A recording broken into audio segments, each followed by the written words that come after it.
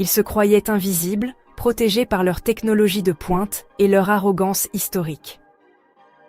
4h37 du matin. Un Rafale français pénètre notre espace aérien au-dessus d'Oran, balise éteinte. Altitude stratégique de 9000 mètres. L'appareil ne traîne pas. À 4h41 exactement, il largue 4 bombes guidées AASM Hammer en direction de nos installations navales de Mers el-Kébir.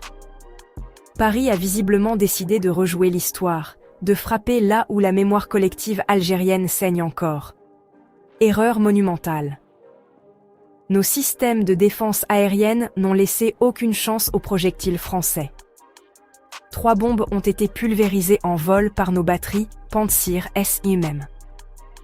La 4e, interceptée par un missile Thor M2, s'est désintégrée à seulement 8 km de sa cible.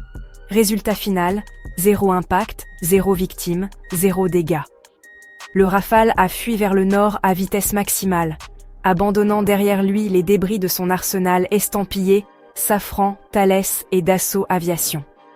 Depuis 20 heures, Paris observe un silence gêné. L'Élysée refuse tout commentaire. Le ministère des Armées aussi. 0 impact, 0 victime, 0 dégâts. Abonnez-vous, activez la cloche, likez et partagez massivement.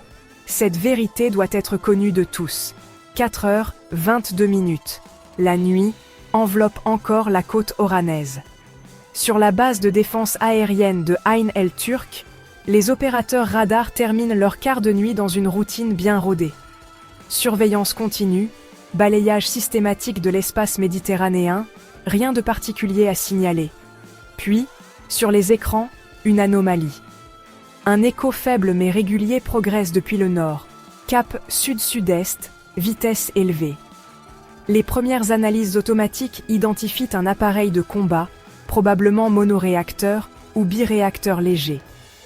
La signature radar correspond à un profil connu, celui d'un chasseur-bombardier européen. Les opérateurs affinent les paramètres. Le système résonant NE, spécialisé dans la détection d'appareils furtifs, confirme rapidement l'hypothèse. Il s'agit d'un Rafale, fleuron de l'aviation de combat française.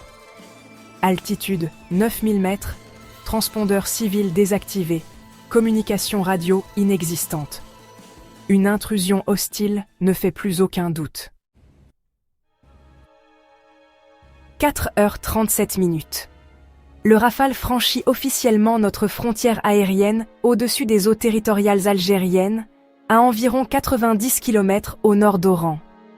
L'appareil ne ralentit pas, ne dévie pas, ne répond à aucune sommation radio. Il fonce droit vers la côte, vers nos installations navales stratégiques de Mers el-Kébir. Ce nom résonne douloureusement dans la mémoire collective algérienne. C'est ici qu'en 1940, la marine française a bombardé la flotte française stationnée pour l'empêcher de tomber aux mains allemandes, tuant près de 1300 marins. Paris a choisi cette cible avec une précision symbolique révoltante. Mais l'Algérie de 2026 n'est plus celle de 1940. L'alerte maximale est déclenchée. 2 batteries Pantsir S1M, positionnées à l'ouest d'Oran, entrent en mode engagement. Simultanément, un système Thor M2 déployé près de Mers el-Kébir active ses radars de verrouillage. La chaîne de défense multicouche est prête. 4h41. Le Rafale effectue une manœuvre caractéristique des bombardements de précision. Légère montée en altitude, stabilisation brutale, ouverture des trappes ventrales. Nos opérateurs reconnaissent immédiatement la séquence. L'appareil s'apprête à larguer.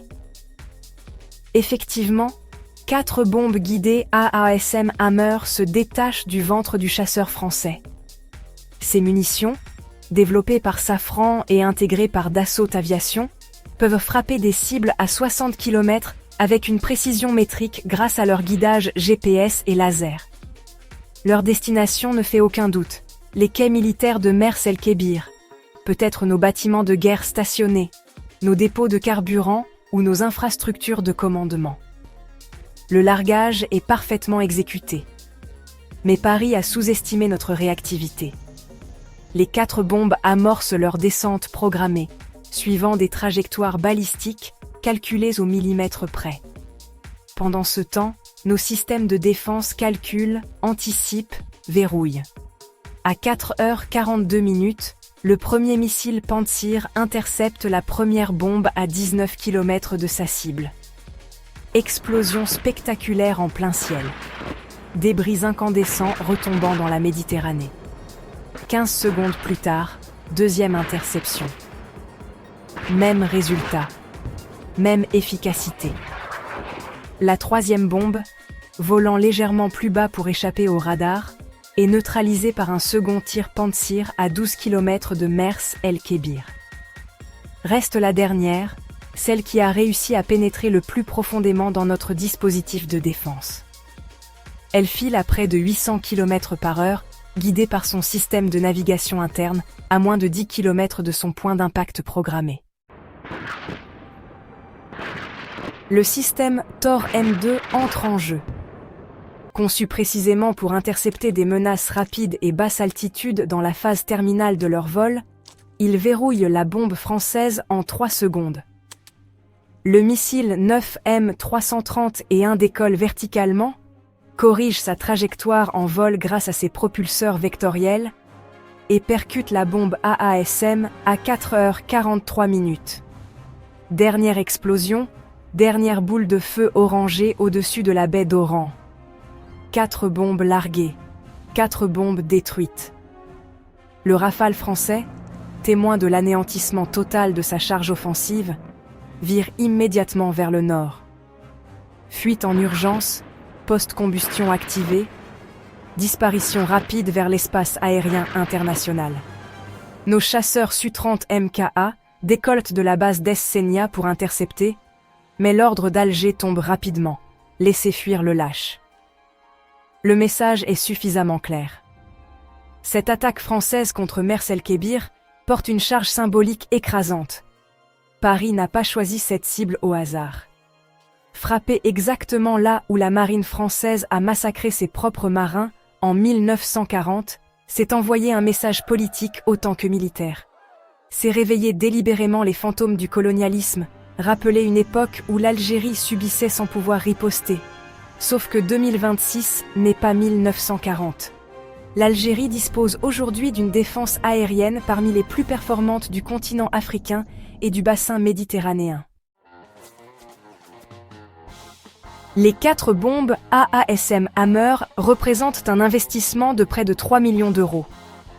Ajoutons le coût d'une mission Rafale intercontinentale, le carburant, l'usure de l'appareil, la planification opérationnelle complexe.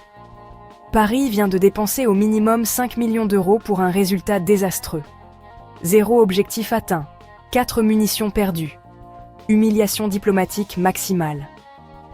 Nos systèmes Pantsir et Tor ont fonctionné avec une précision chirurgicale. La France découvre brutalement que l'impunité coloniale appartient définitivement au passé. Pourquoi maintenant ? Plusieurs facteurs géopolitiques expliquent cette escalade. Depuis 6 mois, les relations franco-algériennes se détériorent rapidement. Alger a refusé de renouveler plusieurs contrats gaziers favorables à Paris, préférant négocier avec la Chine et la Turquie. L'Algérie a également dénoncé publiquement le soutien français au Maroc dans le conflit du Sahara occidental, position inacceptable pour notre diplomatie. Enfin, nos achats massifs d'armements russes et chinois ont considérablement réduit les parts de marché des industries de défense françaises dans la région. Dassault, Thales, Safran perdent des milliards de dollars de contrats potentiels. Cette frappe ressemble donc à une tentative désespérée de réaffirmer une influence perdue, de rappeler à l'Algérie que Paris conserve une capacité de projection militaire en Méditerranée. Tentative pathétique qui vient de se fracasser contre notre bouclier anti-aérien. La réaction française confirme l'embarras total. 20 heures après l'incident, l'Élysée n'a publié aucun communiqué. Le ministère des Armées refuse tout commentaire, invoquant pudiquement le secret défense sur les opérations en cours.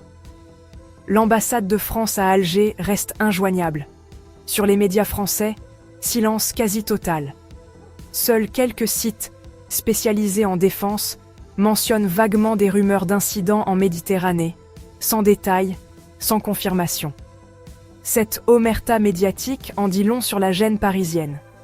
Reconnaître l'attaque, c'est admettre l'échec et s'exposer à des condamnations internationales pour violation de souveraineté. Nier, c'est laisser circuler notre version sans opposition. Paris est coincé dans son propre piège.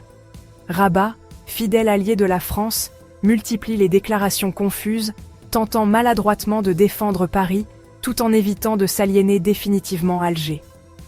Washington observe prudemment, refusant de prendre position publiquement. Moscou, fournisseur de nos systèmes Pantsir et Thor, savoure discrètement cette nouvelle démonstration de l'efficacité de son matériel face à l'armement occidental.